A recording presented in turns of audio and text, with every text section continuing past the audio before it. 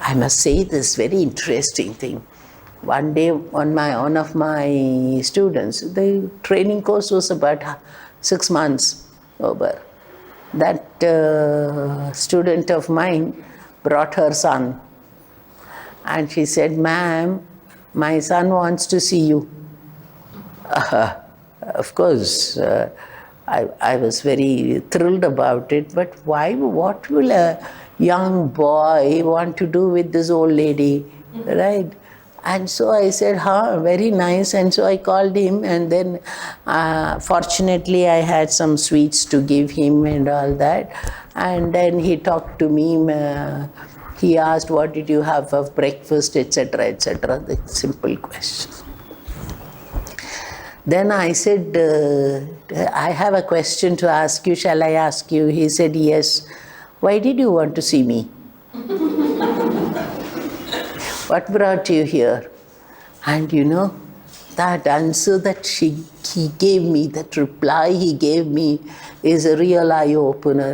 He said, "I wanted to see the person who has changed my mother."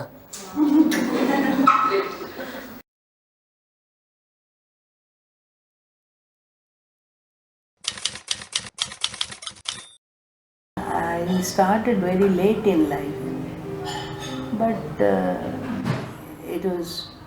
dimension was deeper than wider. Almost my age was retirement age when I started working for Montessori. People retired at that age, and I studied at that because I had to finish my family duties. Indian Montessori training courses, which Madam Montessori started in 1939 when she came here. And there were about 300 students from all over India. That India, which had the Pakistan and the Bangladesh all together.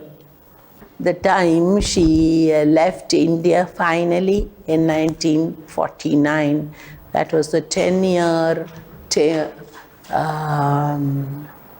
span of time she spent in India.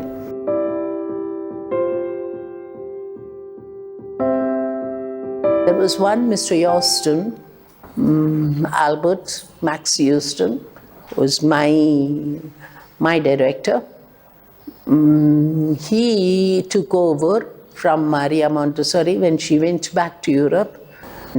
You must give that credit to Mr. Houston, that he took Montessori to all over India.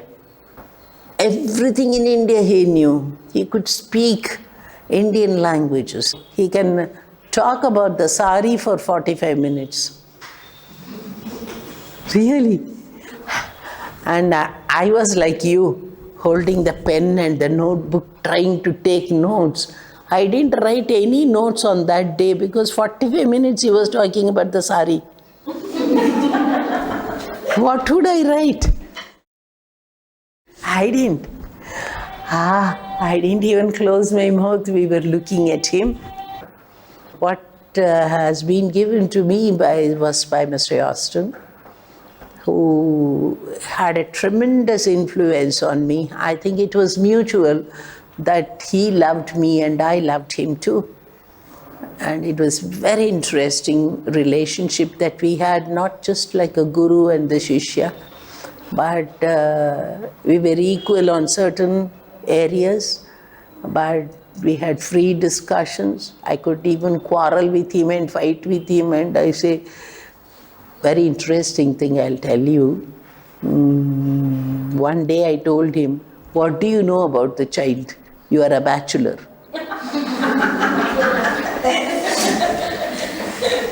When I did the course, I was a mother of 2. I said, "I know about children because I have got 2. You are nothing." That's our relationship, very close. Following him, there was another person called Mr. Swami, who belonged to Karnataka, and he was his disciple. And after Mr. Austin passed away, Mr. Swami carried on the flag of Montessori, going to various places.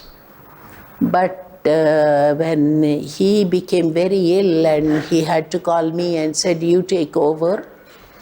And by that time, the Association Montessori International, which is formed by Maria Montessori herself, they had chosen me to take the training to become director.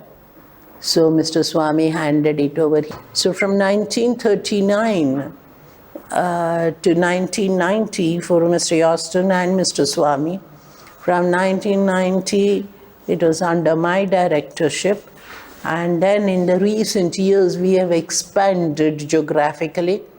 That though the Indian Montessori Center has headquarters in Bangalore, we have training centers, and that's how the tentacles of Montessori Center, Indian Montessori Center, has expanded.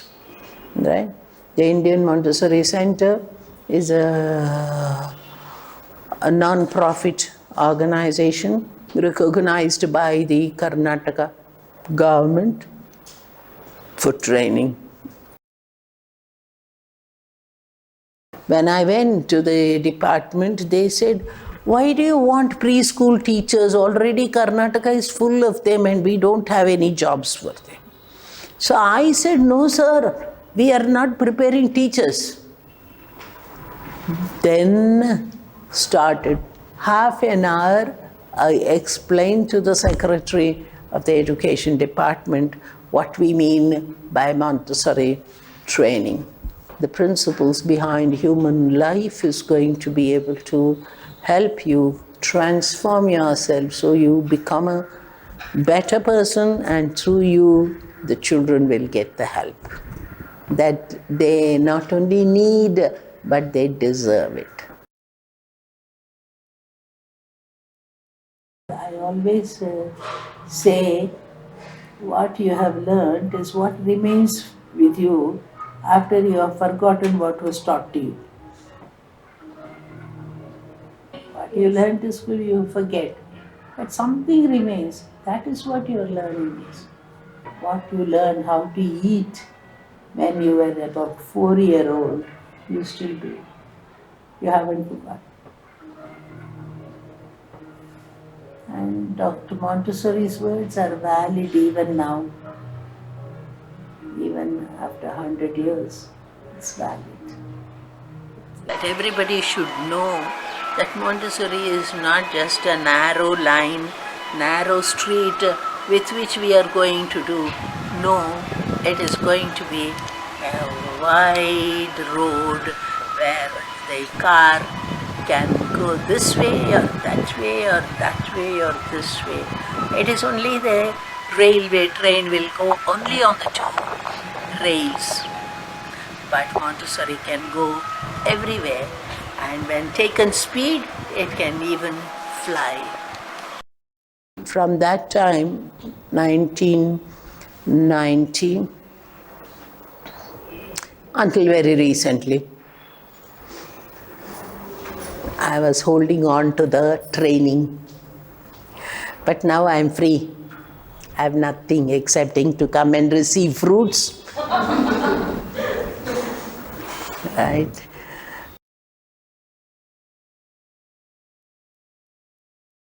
Now I am looking back on my childhood.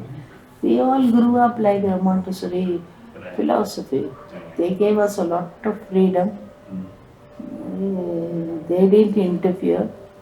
And many times my mother would not even know which class I am studying.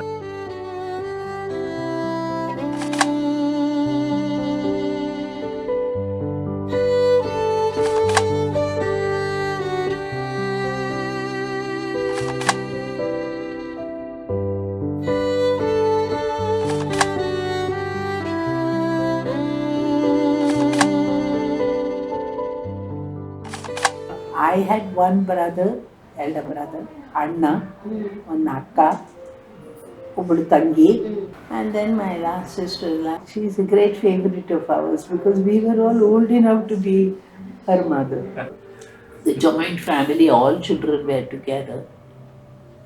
Many days, it took us some years to find out who really our mother was.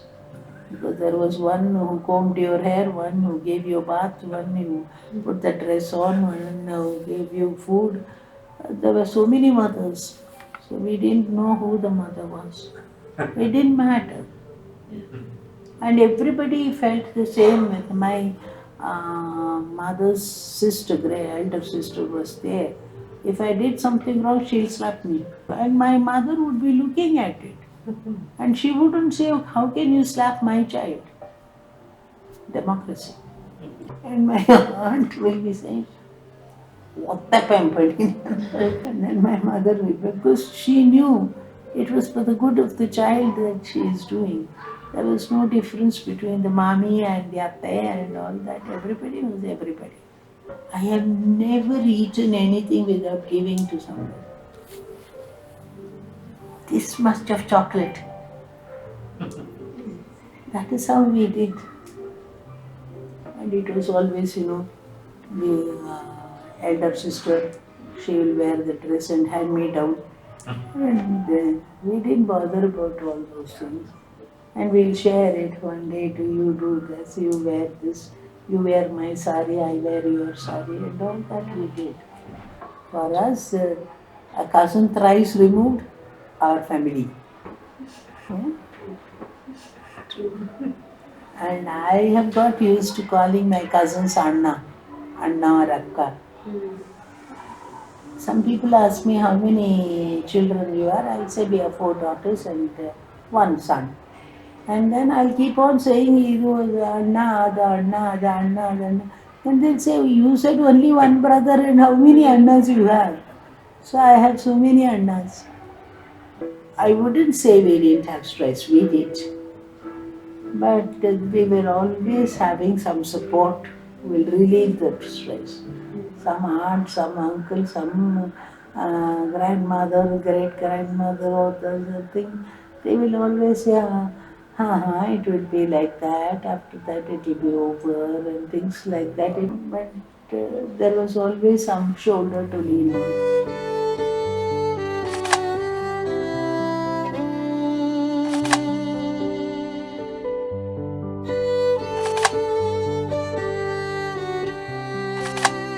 So when the war broke in 1939, there will be one small radio. 9 o'clock is news time. We had to know about the war only at 9 o'clock news time. No other TV, no TV, no thing. After the war was over, I think it is 1945, 44, 45, world over there was food shortage. There was no petrol, there was no kerosene. Everybody suffered. And by 1940, 44, 45, everything cleared. That was the time Gandhiji was spoken about. And Gandhiji came to Chennai and he had a bhajan session. He used to have bhajan session. And there was a big crowd and there were volunteers. So I was one of the volunteers in Gandhiji's bhajan meetings. We didn't know the impact of politics, but we were very enjoying. Next was independence. And midnight, British flag came down and our flag went up. But all of us, all bed sheets and put sticker flags on that. In our hostel room, we hoisted the flag. Because we were so thrilled about it. Independence Day was a celebration, but after that, riots, killing, death. Partition was a dreadful thing. Our cousins, relatives were there in Delhi, and so 3 of them were murdered. All of us were sad about that. Those were all, personal hurts that we had. That partition was a real pain for people who could. But there were so many people who didn't know why there was partition. We are, we are going on with that so many years later, we are still going through the pains of partition. And the biggest hit was when Gandhiji was assassinated. All of us wept and cried. I would have been 15, 16, something like what is it, 1948? Yes, I was 16 at that time. Whole day we didn't eat. Until the next day he was taken for cremation. All of us didn't eat, and my aunt, uncle, grandmother, they said, what is going to happen if you don't eat? Gandhiji is not coming back. But he said, no, no, no. Our Gandhiji.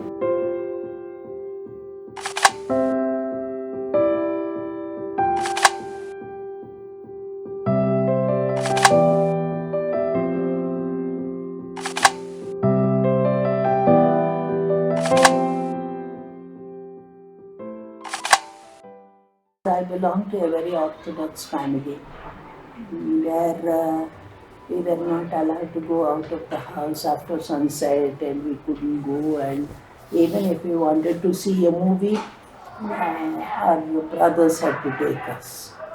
So we needed an escort. So if I wanted to see a movie, I had to ask my brother, plead with him, please take us. That type of family I was in. But education-wise, knowledge-wise, our family was so wide and things.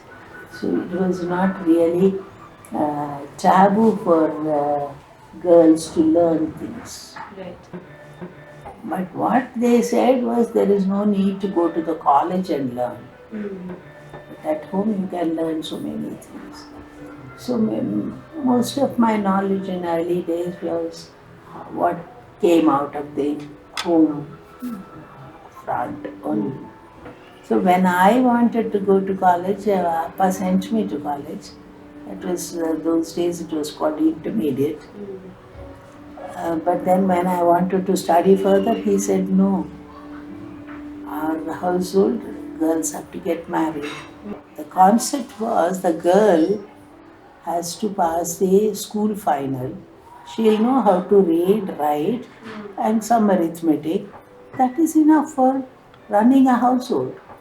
So why should they study more? That was the idea at that time. I was hardly 17 when I got married, and two different cultures. One was the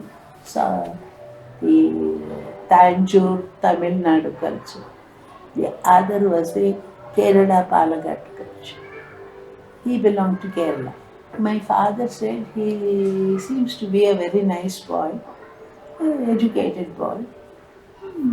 It's all right to give. He was 25 and I was 17. Very young.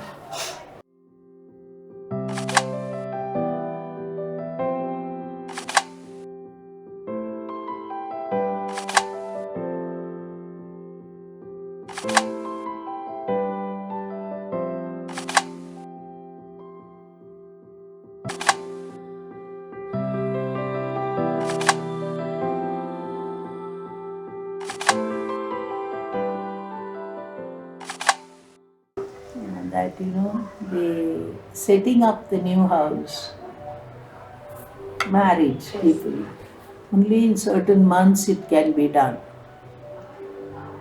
It cannot be done all the time. So it was not suitable. So my mother-in-law said, I'll take my daughter-in-law with me. And my husband was in Chennai. I was with my mother-in-law. Even now my daughter says, Amma, did you not say that you wanted to be with Appa? I said, I didn't know I had to be with Appa. But those 6 months were the best time. My mother-in-law taught me everything: cooking, running the household, putting rangoli, all the pujas to be done, all the ceremonies to be done. Everything she taught me. Now I am asking you this question, that it was a very fruitful time I had. Does the credit go to my mother-in-law or to me? This mother was a real mother for me. My sister, she had 3 children and she had become a widow. And we had to support her. So I worked for 8 people in the household every day, day in, day out. My 2 children, my husband, her 3 children, herself, with all the festivals, everything we did.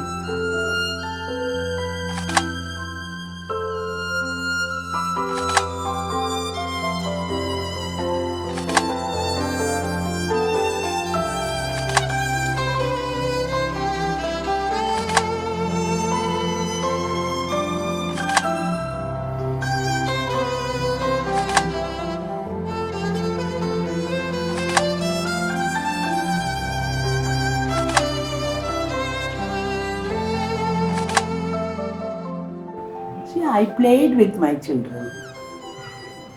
I played cards with them. I played ಇದು ಅಳ್ಗುನಿ ಮನೆ ಅದೆಲ್ಲ and December, Deepavali. I burst crackers along with them.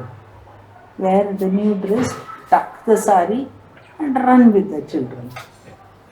I was able to do that. Now, if you have a child at 33, can you run with a child? Can you play those games? We have overlived those areas. The close relationship that you built, my daughter just used to say, we argue with each other. We have all sort of fist fights we do, but we are very friendly. We are friends more than mother and daughter. Yes. I was talking to my husband shortly after my marriage. I was only 17 when I got married. I told him I wanted to study further, but you came in the middle and spoiled everything. And he said, why do you say so? Because Appa said, yeah, I have to get married. If you had not come, then I would have studied. Then he said, don't worry. I am here with you. Whatever you want to do, I'll let you do that. And until he passed away last year, he has been a great support for me.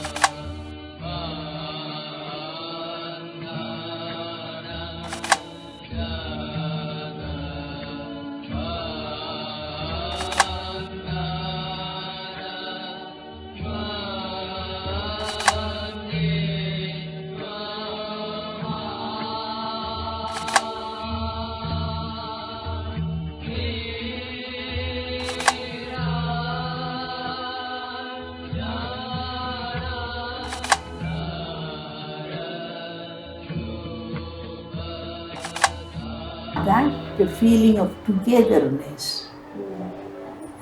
in the life, in the good days and the bad days, we held hands together. Now he is gone, but at the same time, I have a long list of memories that I spent with him, so it is not so bad. And not one moment in our marriage have I felt insecure. I had one person to support me.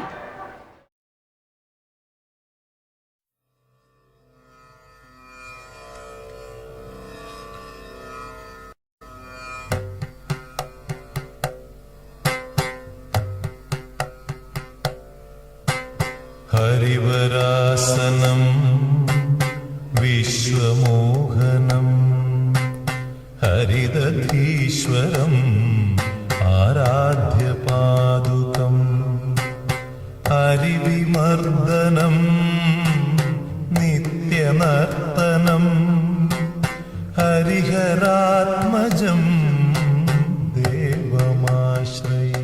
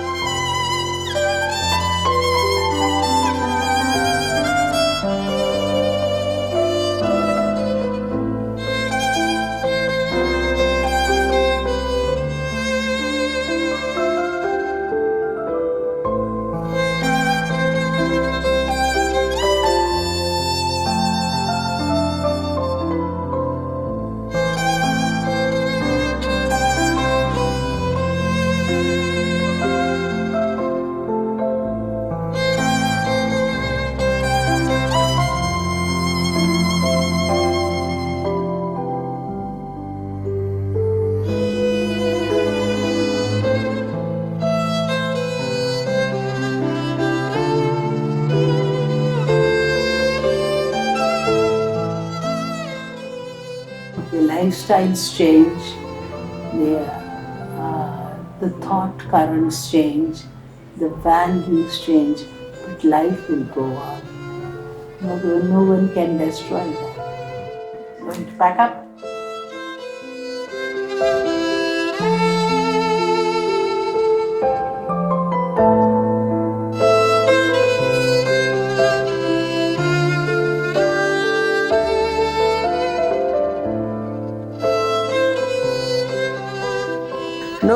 No, madam, that is not like that.